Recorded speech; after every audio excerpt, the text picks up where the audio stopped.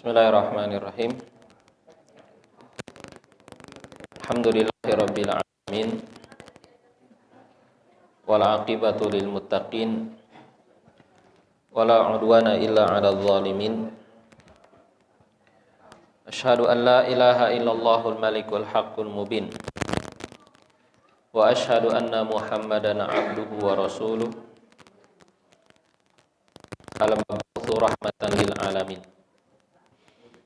Allahumma salli wa sallim wa barik ala abdika wa rasulik nabiyina Muhammadin wa ala alihi wa sahbihi ajma'in. Allahumma anfa'na bima 'allamtana wa 'allimna ma yanfa'una wa zidna ilmak.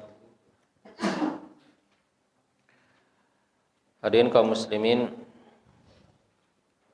wal muslimat rahimani wa rahimakumullah. Alhamdulillah kita bersyukur kepada Allah Subhanahu wa taala. Pada malam hari ini kembali kita dapat melanjutkan kajian kita atas kitab Ashrun Mujibatun Lin Najati, yaitu tentang 10 jalan-jalan menuju keselamatan atau 10 sebab-sebab untuk mendapatkan keselamatan di dunia dan di akhirat. Nah, pada malam hari ini kita akan membaca Al-Mujibus Sabi'u, yaitu poin yang ke-7, jalan yang ke-7 atau sebab yang ke-7 dari sebab-sebab keselamatan. Penulis mengatakan Al-Mujibus Sabi'u mulazamatu taubati wal istighfari. Di antara jalan atau sebab keselamatan adalah senantiasa bertobat dan beristighfar. Senantiasa bertobat dan beristighfar. Ya, mulazamatu taubati wal istighfar. Artinya senantiasa, terus-menerus bertobat dan beristighfar. Ya, maka tidak hanya 1 kali 2 kali ya, maksudnya tobat dan istighfar itu. Akan tapi hendaklah terus menerus ya, kita dalam bertobat dan beristighfar kepada Allah Subhanahu wa taala. Sebanyak mungkin, sesering mungkin bertobat dan beristighfar kepada Allah Subhanahu wa taala.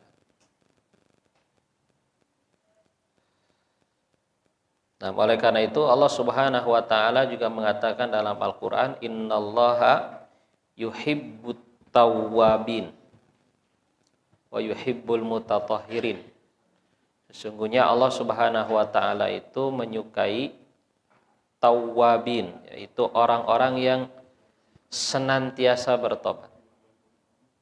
Tawwab itu dalam bahasa Arab disebut sigoh mubalaghah, yang memiliki makna itu terus menerus. Jadi tawwab itu terus menerus bertobat atau senantiasa tadi bertobat kepada Allah Subhanahu wa taala, dan Allah Subhanahu wa taala menyukai orang-orang yang senantiasa mensucikan dirinya.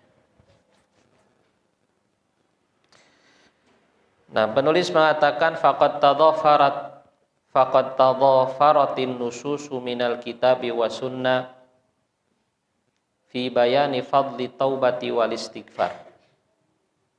Dan sungguh telah banyak, sungguh sangat melimpah dalil-dalil dari Al-Quran dan Sunnah yang menjelaskan tentang keutamaan tobat dan istighfar.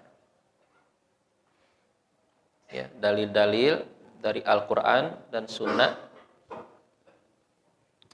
itu sangat banyak sekali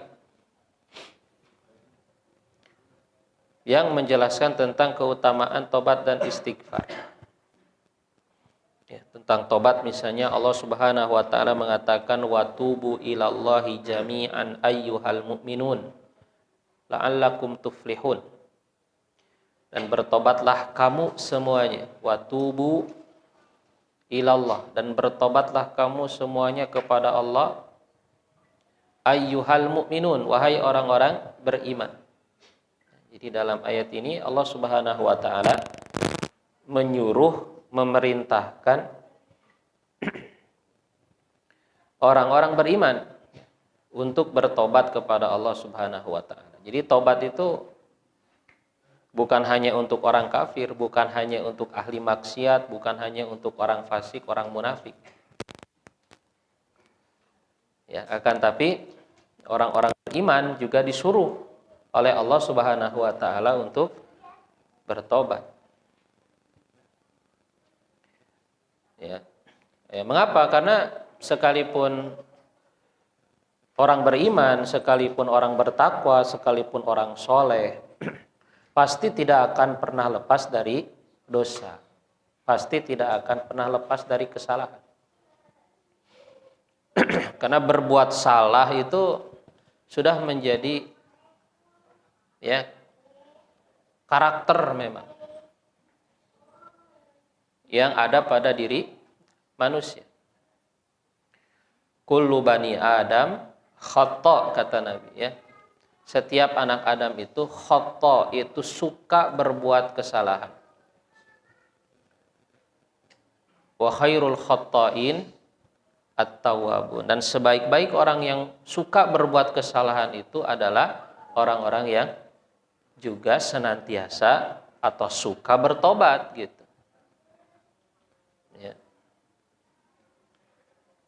Begitu juga dalam hadits qudsi Allah Subhanahu wa taala mengatakan, ya ibadi, wahai hamba-hambaku, innakum tukhti'una bil-laili wan nahar.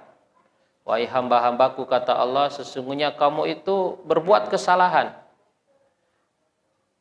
di malam hari dan di siang hari. Setiap malam, setiap siang kalian itu berbuat kesalahan, kata Allah. Wa ana aghfirudz dzunuba jami'an, kata Allah. Akan tapi aku, kata Allah, mengampuni dosa seluruhnya.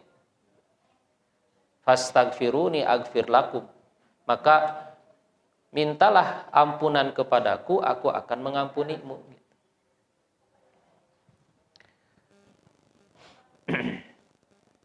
Nah, begitu juga dalam ayat yang lain, taubat itu diperintahkan oleh Allah Subhanahu wa taala kepada orang-orang beriman, ya ayyuhalladzina amanu tubu ilallahi taubatan nasuha. Ini juga sama, diperintahkan kepada orang beriman. Wahai orang-orang yang beriman, bertobatlah kamu dengan taubatan nasuha. Itu dengan tobat yang murni. Nasuha itu artinya murni, bersih. Ya. Satu akar kata dengan nasihat. Nah, nasihat itu disebut nasihat kenapa? Karena dia itu memiliki sifat yang murni, bersih. Ya. Makanya nasihat itu disebut nasihat kenapa? Karena orang yang memberi nasihat itu benar-benar secara murni menginginkan kebaikan bagi orang yang dinasehati. Makanya disebut nasihat. Jadi nasihat itu menginginkan kebaikan bagi orang yang dinasehati. Iradatul khair lil mansuhilahu. Ya.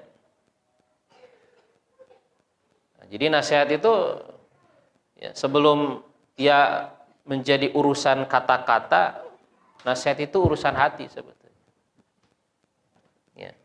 Nasihat itu urusan hati. Ketika kita menginginkan kebaikan bagi saudara kita, maka di dalam hati kita ada nasihat. Ya. Nah, yang kemudian diwujudkan melalui kata-kata. diwujudkan melalui perbuatan, gitu kan. Ya. Jadi nasihat itu bukan sekedar kata-kata. Kalau orang kata-katanya baik, kata-katanya itu penuh hikmah, tapi dalam hatinya justru tidak menginginkan kebaikan bagi orang yang dinasehati, ya bukan nasihat sebetulnya pada hakikat. Nah, jadi taubatan nasuha itu adalah taubat yang murni, bersih gitu. Nah, ini para ahli tafsir kemudian banyak sekali ya penafsiran terhadap taubatan nasuha ini, sampai puluhan dalam kitab tafsir itu, puluhan pendapat tentang taubatan nasuha yang dimaksud ini apa. Ya. Tapi intinya sama nanti merujuk kepada ya apa yang disebut dengan syarat-syarat taubat, ya, syarat-syarat taubat. Jadi taubatan nasuha itu adalah taubat yang terpenuhi syarat-syaratnya. Nah, wa annahuma mujibun azimun lin najati yaumal qiyamah, bahwasanya keduanya taubat dan istighfar adalah sebab atau jalan yang sangat besar untuk meraih keselamatan pada hari kiamat. Walihada yaqulu sahabiyul jalil, oleh karena itu berkata salah seorang sahabat yang mulia, Ali bin Abi Thalib, yaitu Ali bin Abi Thalib radhiyallahu anhu, ajibtu liman yahlik wan najatu ma'ahu.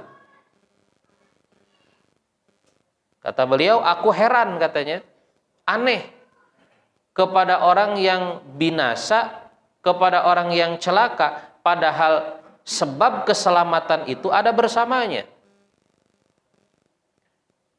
Padahal sebab keselamatan ada bersamanya. Jadi aneh, kata Ali bin Abi Thalib, orang kok bisa masuk neraka? Kok orang bisa masuk apa? Ya, disiksa oleh Allah Subhanahu wa taala, binasa, celaka di akhirat.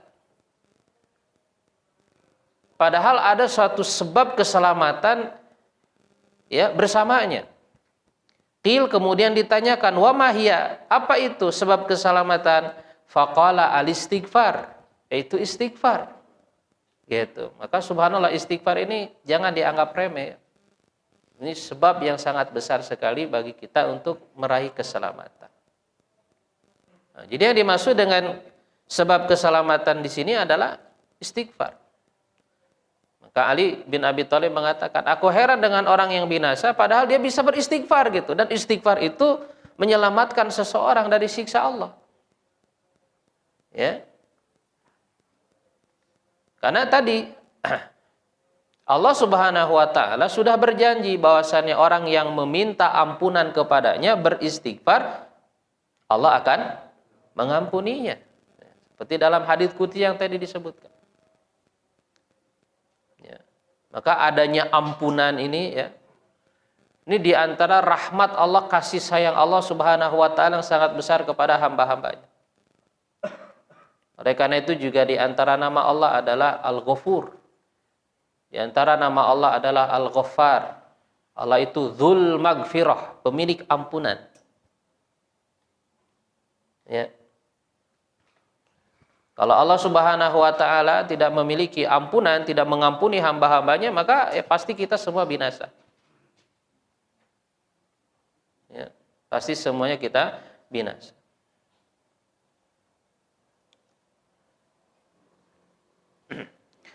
Nah, wa inda masa'ala Uqbah bin Amir radhiyallahu anhu Rasulullah sallallahu alaihi wasallam anin najah. Ketika Uqbah bin Amir bertanya kepada Rasulullah sallallahu alaihi wasallam tentang keselamatan, qala, beliau mengatakan, beliau bersabda. Ya, dalam hadis yang sebelumnya sudah kita baca juga. Imlik alaisa lisanaka. Bagaimana supaya selamat itu? Pertama apa? Jaga lisan. Imlik alaika lisanaka, jaga lisan. Yang kedua apa? Wal yasa'ka baituka, hendaklah kamu merasa betah di rumah. Ya. Nah, apa yang dimaksud kemarin merasa betah di rumah itu, merasa nyaman di rumah itu, maksudnya adalah senantiasa berusaha menjauhi fitnah, jangan mendekati fitnah, maksudnya ya. Jangan mendekati sumber-sumber fitnah. Gitu ya. Keluar rumah seperlunya aja, kerja habis itu gak usah misalnya nongkrong-nongkrong gitu kan. Misalnya gitu kan, akhirnya nongkrong-nongkrong sama teman-teman yang tidak baik, ya kan? Teman-teman ya, pergaulan yang bisa memberikan pengaruh yang buruk, akhirnya terjerumus kepada keburukan. Ya. Itu maksudnya. Ya. Karena kan itu tadi, tidak jarang orang itu terjerumus ketika di luar rumah dia salah pergaulannya. Di luar rumah dia salah pergaulannya. Itu jadi maksudnya wal yasa'ka baituka itu. Ya. Adapun kalau keluar rumah dia ke tempat-tempat yang baik ya ke masjid, ke majelis talim itu lain lagi. Ya. Jadi ini yang dimaksud dalam hadis ini sebagai sebab keselamatan. Itu menjauhi sumber-sumber fitnah. Nah, yang ketiga wabki ala khati'atika. Dan hendaklah kamu menangis atas kesalahan-kesalahanmu, atas dosa-dosamu. Perintah untuk menangis artinya bertobat kepada Allah Subhanahu wa taala atas dosa dan kesalahan. Karena salah satu dari syarat bertobat itu apa? Menyesal. Ya kan? An-nadam. Salah satu syarat bertobat itu adalah an-nadam. Bahkan sebagian ulama mengatakan menyesal inilah inti dari tobat sebetulnya. Inti dari tobat itu adalah penyesalan. Nah, oleh karena itu sebagian ulama mengatakan at-taubatu an-nadam. Tobat itu menyesal artinya. Tobat itu artinya menyesal. Ya, ini inti dari tobat. Ya. Nah, maka tidak dikatakan bertobat seseorang itu kalau tidak ada penyesalan. Nah, maka ini juga diperhatikan ya. Ini tobat ini juga urusan hati. Ya, istighfar ini juga terkait dengan masalah hati. Tobat ini penyesalan. Ya, ketika dalam hati kita ada penyesalan telah melakukan perbuatan dosa, perbuatan maksiat, ya, menyesal kita telah melakukan perbuatan dosa itu, maka itulah tobat. Ya, bentuk-bentuk istighfar dan tobat yang lain tidak bermanfaat kalau tidak ada penyesalan. Sekalipun seorang sudah tidak lagi berhenti dari perbuatan dosa dan maksiat, kalau dia tidak menyesalinya, maka dia tidak dikatakan bertobat. Ya. Dia sudah tidak maksiat, misalnya dia sudah tidak mabuk-mabukan gitu kan. Dia sudah tidak berzina, dia sudah tidak mencuri, dia sudah tidak melakukan dosa-dosa itu semuanya. Tapi atas dosa-dosa yang sudah pernah dia lakukan itu dia tidak menyesal, maka itu belum dikatakan bertobat. Maka itu belum dikatakan bertobat. Ya. Nah, seseorang ketika dia menyesali kesalahan-kesalahannya, ya, ketika besar sekali penyesalannya atas dosa-dosa yang telah dia lakukan, maka apa ekspresi yang akan muncul darinya? Menangis, ya kan? Menangis itu adalah ekspresi dari penyesalan yang sangat besar. Gitu ya. Makanya kalau bisa ya sampai menangis kita itu, bertobat itu, menyesali dosa dan kesalahan itu. Ya sekalipun tidak disyaratkan harus menangis gitu. Yang penting tadi ada penyesalan. Ya, tapi kalau perlu menangis, wabki ala khati'atika.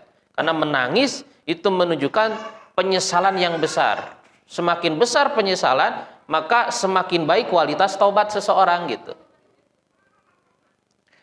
Faqaulu sallallahu alaihi wasallam wabki ala khati'atika isyaratun litaubati wal istighfar. Tuh. Dia adalah isyarat kepada tobat dan istighfar. Wal muradu bil khati'ati jami'ul khotoya wa dzunub, dan yang dimaksud dengan khoti'ah adalah semua dosa, semua kesalahan. Ya. Allati taqa'u minal insan, yang terjadi kepada seorang manusia. Fal mufradu idza udhifa yufidul umum. Kenapa? Karena kata kalimat mufrad dalam bahasa Arab ketika dia diidhofahkan maka dia memberi faidah umum. Ya, khati'ah itu bentuk mufrad, dia tidak jamak. Tapi dalam hadis ini ya itu diidhofahkan kepada domir di sini. Ya, khoti'atika. Ya. Jadi kan khati'ah di sini mudhaf ilaihnya al-kaf di situ. Nah, kaidahnya dalam bahasa Arab kalau ada kata mufrad, secara asal kata mufrad itu menunjukkan satu, ya kan? Tapi ketika dia diidhofahkan, dia memberi faidah umum, maka artinya juga keseluruhan, tidak hanya satu dosa gitu maksudnya. Menangislah kamu atas dosamu, maksudnya bukan satu dosa, tapi atas dosa-dosamu gitu. Nah, ini faidah lugawiyah ya, faidah secara bahasa. Sama seperti bismillah. Ya, nama Allah ismullah di sini ism di sini diidhofahkan, dia mufrad. Jamaknya apa? Asma, ya kan? Ketika dia diidhofahkan kepada lafzul jalalah kepada Allah, maka artinya adalah bikul ismin min asma'illah. Itu dengan setiap nama dari nama-nama Allah, mencakup semua nama. Jadi ketika kita menyebutkan bismillah itu bukan hanya dengan satu nama Allah, tapi bikul ismin min asma'illah, dengan seluruh nama dari nama-nama Allah. Ya, nah kaidahnya juga sama tadi. Al-mufrad al-mudhaf yufidul umum. Ya, kata mufrad yang diidhofahkan itu memberi faidah umum.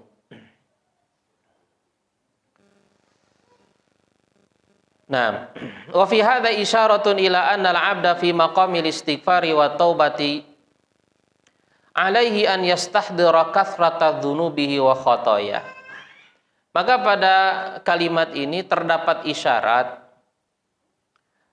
bahwasanya seorang hamba ketika dia beristighfar, ketika dia bertobat, hendaklah dia menghadirkan gitu, mengingat-ingat, menyadari tentang banyaknya dosa dan banyaknya kesalahan.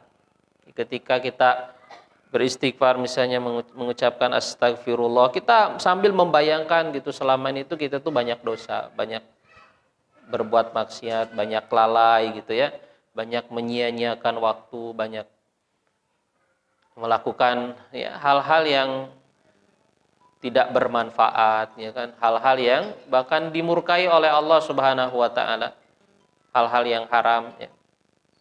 Nah jadi sambil seperti itu, maka minha fil khafa awil alan, baik itu dosa-dosa yang dilakukan ketika sendirian atau ketika di hadapan orang lain, ketika sembunyi-sembunyi ya, dilakukan secara sembunyi-sembunyi atau terang-terangan.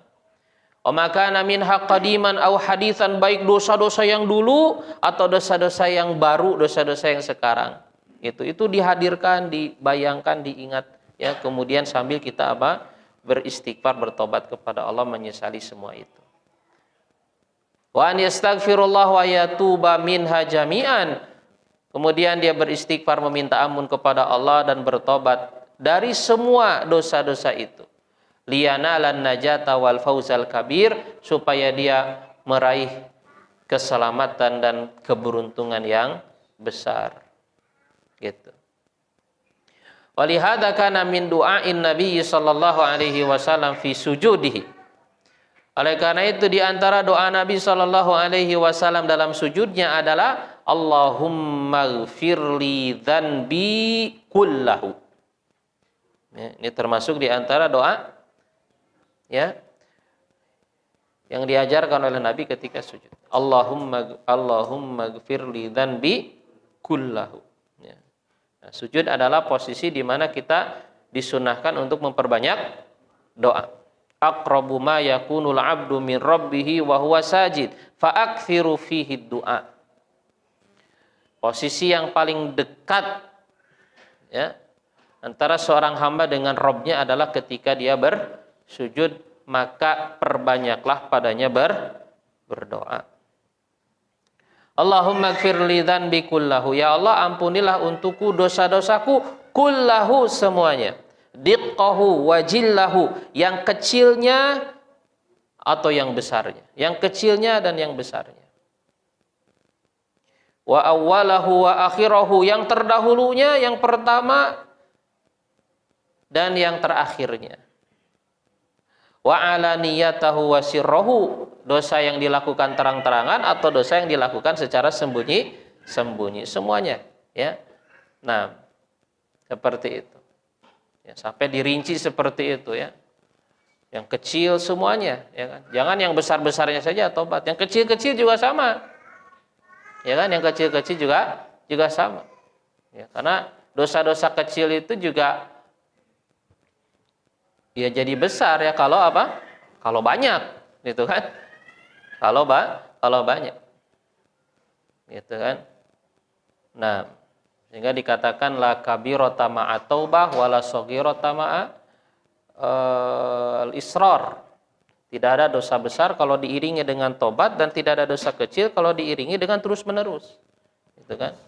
Kalau diiringi dengan terus-menerus. La tahqiranna shaghiratan fa innal jibala minal hasa.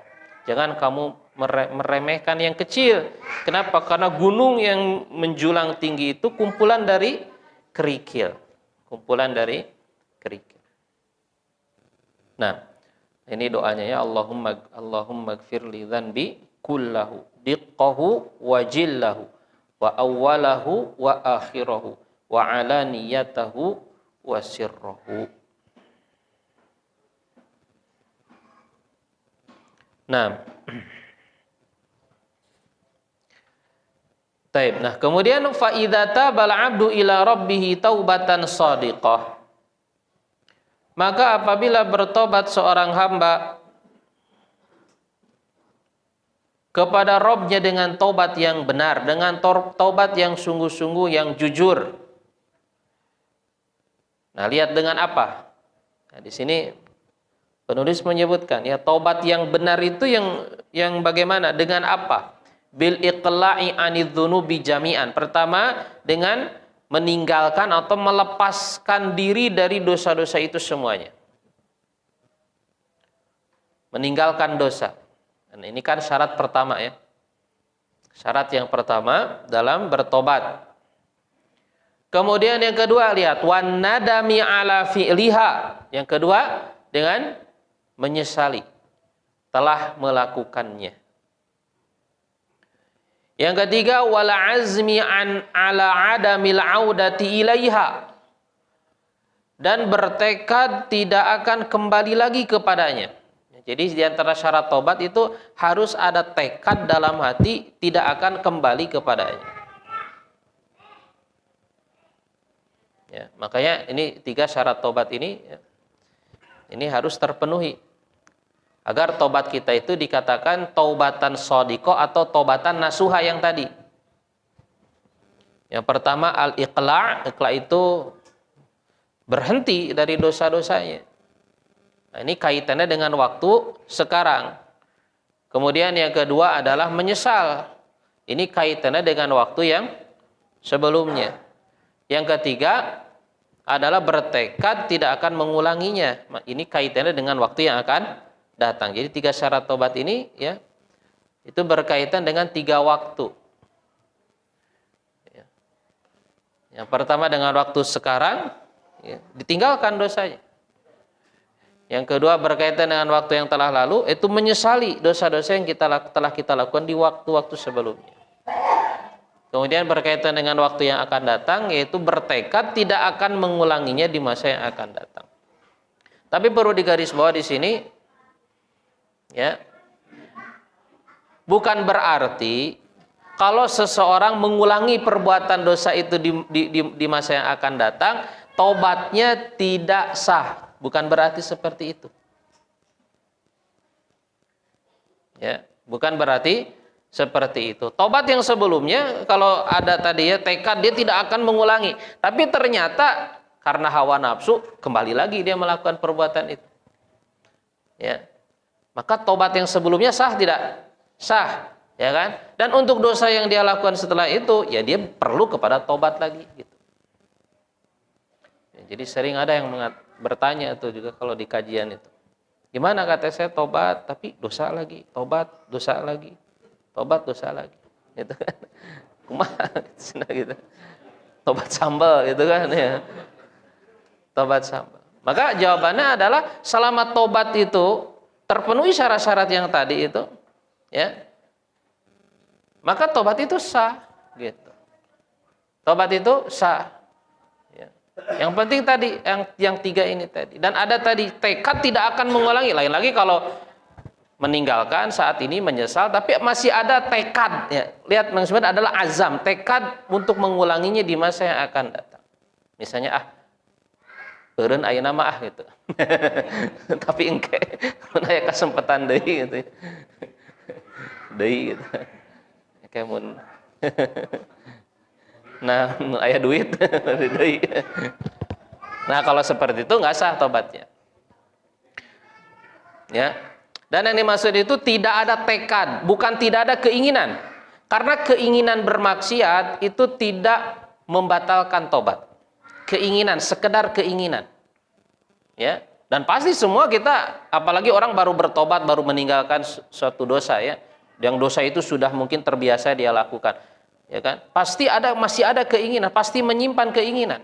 Bahkan mungkin masih besar keinginannya untuk melakukan perbuatan dosa itu. Ya, makanya Hafidz Ibnu Rajab juga menjelaskan. Jadi adanya keinginan dalam hati untuk melakukan perbuatan dosa itu tidak mencacati taubat. Ya. Yang tidak boleh itu adalah tekad akan mengulangi lagi. Beda ya. Azam, tekad akan melakukan atau mengulangi perbuatan dosa itu. Kalau sekedar ada keinginan, ya, kemudian bahkan keinginan itu dilawan gitu ya, maka ya itulah, ya kan, hakikat dari perjuangan di dalam bertobat, gitu kan. Dan itu adalah bentuk memerangi, menahan hawa nafsu, gitu. Kita punya keinginan untuk berbuat maksiat, kemudian dilawan, ditahan. Nah, itu kan namanya memerangi hawa nafsu, dan memerangi hawa nafsu itu adalah sebab masuk surga. Wa amman khafa maqama rabbih wa nahan nafsa 'anil hawa fa innal jannata hiyal ma'wa. Adapun orang yang takut ketika dia berdiri di hadapan Rabb-nya dan melawan hawa nafsunya, melawan keinginannya untuk berbuat dosa, untuk berbuat maksiat, maka surga adalah tempat kembalinya. Gitu ya. Maka itu sesuatu yang terpuji justru. Ya, sesuatu yang terpuji. Pahalanya justru lebih besar daripada orang yang tidak punya keinginan sama sekali. Ya kan? Tidak punya keinginan sama sekali. Kenapa? Karena tidak ada nilai perjuangannya. Orang meninggalkan maksiat karena memang ya nggak daya, tidak ada minat sama sekali, nggak ada selera sama sekali, ya, tidak ada keinginan sama sekali, ya. Maka nggak ada perjuangannya di situ. Pahalanya juga berbeda dengan orang yang punya keinginan tapi ditahan gitu. Nah, inilah hakikat menahan hawa nafsu, ya, punya pahala yang sangat besar. Gitu. Jadi yang menjadi syarat tobat itu bertekad tidak akan mengulangi. Jangan sampai ada tekad untuk mengulangi seperti yang tadi dikatakan. Nah, kemudian dengan apa lagi tobat yang sungguh-sungguh ini? Wa aktsara minal istighfar. Kemudian dia memperbanyak istighfar. Istighfar terus sebanyak mungkin istighfar. Gitu ya. Fa innallaha sayunajjihi fid dunya wal akhirah. Maka Allah akan menyelamatkannya di dunia dan di akhirat. Allah akan menyelamatkannya di dunia dan di akhirat. Jadi sebab istighfar itu menjadi sebab keselamatan tidak hanya di akhirat tapi juga di dunia. Makanya faidah istighfar itu tidak hanya di akhirat. Faidah istighfar juga mencakup ya di dunia, mencakup di dunia, gitu ya. Bahkan istighfar ini kan termasuk di antara faidahnya adalah sebab datangnya rizki, ya kan? Sebab datangnya rizki, sebab turunnya hujan, gitu kan? Sebab juga lahirnya keturunan, gitu ya. Faqultu astaghfiru rabbakum innahu kana ghaffara yursilis samaa 'alaikum midrara wa yumdidukum bi amwali wa banin, ya, dan seterusnya. Ya, dan seterusnya. Nah, kama qala subhanahu wa ta'ala wa ma kana Allahu liyu'adzibahum wa anta fihim. Dan tidaklah Allah Subhanahu wa taala akan mengazab mereka sementara engkau wahai Nabi, wahai Muhammad ada di tengah-tengah mereka. Jadi adanya Rasul di tengah-tengah manusia itu menjadi sebab Allah tidak akan menurunkan azab kepada suatu kaum. Wa ma kana Allahu mu'adzibahum wa hum yastaghfirun. Nah lihat, wa ma kana Allahu mu'adzibahum, dan tidak akan Allah mengazab mereka sementara mereka selalu beristighfar.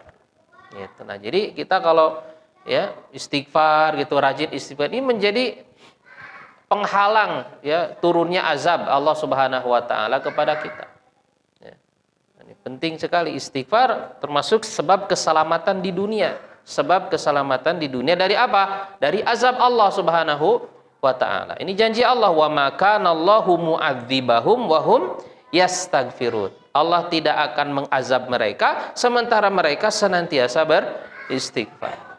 Fakana taubatuhum wastighfaruhum sababan linajatihim wa sarfil adzabi anhum. Maka tobat mereka, istighfar mereka menjadi sebab keselamatan mereka dan dijauhkannya mereka dari azab atau siksa Allah. Wa qad qala Nabi sallallahu alaihi wasallam, tuba liman wajada fi sahifatihi istighfaran katsira. Nah, ini di akhirat nih. Tuba, berbahagia kata Nabi SAW, beruntunglah liman wajada, orang yang mendapati fi sahifatihi, dalam catatan amalnya, istighfaran katsira, istighfar yang banyak. Jadi orang yang beruntung itu nanti adalah ya di hari kiamat, diantaranya adalah orang yang ketika dia menerima catatan amalnya, di dalam catatan amalnya itu banyak istighfarnya, gitu kan? Ya. Nah, mengisinya ini kapan nih mengisi catatan amal ini? Ya sekarang, gitu. Sekarang, makanya sekarang banyakin istighfar, gitu. Tuba liman wajada fi sahifatihi istighfaran katsir. Walihada kana Nabi sallallahu alaihi wasallam yukthiru minat taubati wal istighfar fi yaumihi wa lailatihi. Oleh karena itu, nah dicontohkan oleh Nabi sallallahu alaihi wasallam, beliau itu ya banyak sekali bertobat dan beristighfar di setiap hari dan waktu malamnya. Fa an Abi Hurairah radhiyallahu anhu qol, dari Abu Hurairah radhiyallahu anhu ia berkata, sami'tu Rasulullah sallallahu alaihi wasallam yaqul, aku mendengar Rasulullah sallallahu alaihi wasallam bersabda, wallahi inni la astaghfirullah wa atubu ilaihi fil yaumi aktsar min sab'ina marrah. Demi Allah, sesungguhnya aku memohon ampun kepada Allah, beristighfar, dan aku bertobat kepadanya dalam satu hari itu lebih dari 70 kali. Ya, lebih dari 70 kali. Di sebagai riwayat, ya, fil yaum wal lailah mi'ata marrah. Dalam satu hari satu malam aku beristighfar dan bertobat itu sebanyak 100 kali. Gitu ya. Kemudian dalam hadis yang lain, wa an Ibnu Umar radhiyallahu anhu qol, dari Ibnu Umar radhiyallahu anhu dia berkata, inna kunna lana'uddu li Rasulillah sallallahu alaihi wasallam fil majlisil wahid mi'ata marrah rabbighfirli wa tub alayya innaka antat tawwabur rahim. Sesungguhnya kami pernah menghitung, katanya, Rasulullah sallallahu alaihi wasallam dalam satu majlis, satu kali duduk itu membaca sebanyak 100 kali kalimat istighfar. Itu rabbighfirli wa tub alayya innaka antat tawwabur rahim. 100 kali. Ya, ketika di satu majelis. Nah, ini juga di antara kalimat istighfar ya. Yang sebelumnya, kalimat yang sebelumnya astagfirullah wa atubu ilaih. Ya, jadi kalau mau memperbanyak istighfar nih, ini aja kata-kata ini. Astagfirullah wa atubu ilaihi. Astagfirullah wa atubu. Aku mohon ampun kepada Allah dan aku bertobat kepadanya. Itu artinya. Atau kalimat yang ini, rabbighfirli wa tub alayya innaka antat tawwabur rahim. Rabbighfirli wa tub alayya innaka antat tawwabur rahim. Itu ya. Nah, kalimat istighfar yang lain ya, Rabbana zalamna anfusana wa illam taghfir lana wa tarhamna lanakunanna minal khasirin. Nah, yang jangan juga dilupakan adalah sayyidul istighfar ya. Sayyidul istighfar dibaca setiap pagi dan sore hari. Gitu ya. Ini pemimpinnya istighfar ya, pemimpinnya istighfar, penghulunya istighfar ini jangan dilupakan. Nah, itu ya. Hadirin dimuliakan Allah Subhanahu wa taala. Jadi yang ketujuh adalah banyak bertobat dan beristighfar. Mudah-mudahan bermanfaat. Wa akhiru da'wana alhamdulillahirabbil alamin. Wa sallallahu wasallam ala nabiyyina Muhammadin wa ala alihi wa sahbihi ajmain. Assalamualaikum warahmatullahi wabarakatuh.